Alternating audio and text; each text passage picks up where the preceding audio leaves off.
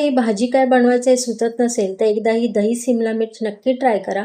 अगदी झटपट 15 मिनिटाच्या आत बनवून तयार होते. त्यासाठी मी आधीच इथे तयारी करून घेतली आहे.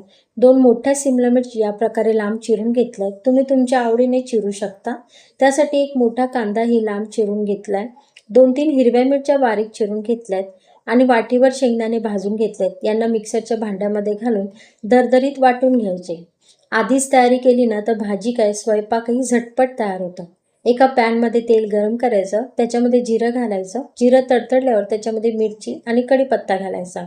त्याच्यासोबतही कांदा आणि सिमला मिरची घालून घ्यायची. कांदा परतायला जेवढा वेळ लागतो ना तेवढ्याच वेळामध्ये सिमला मिरची आपली शिजून रेडी होते.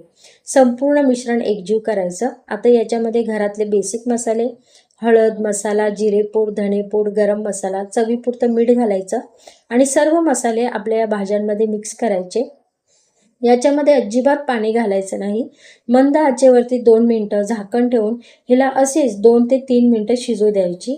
2-3 मिनिटांमध्ये व्यवस्थित भाजी शिजून तयार होते. आता याच्यामध्ये वाटलेला शेंगदाण्याचा कूट, एक मोठी वाटी दही घालायचं, वरून कसुरी मेथी घालायची.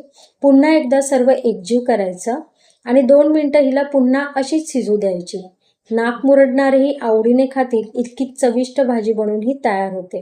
तुम्ही हिला चपातीबरोबर किंवा लंच आणि डिनरलाही बनवू शकता.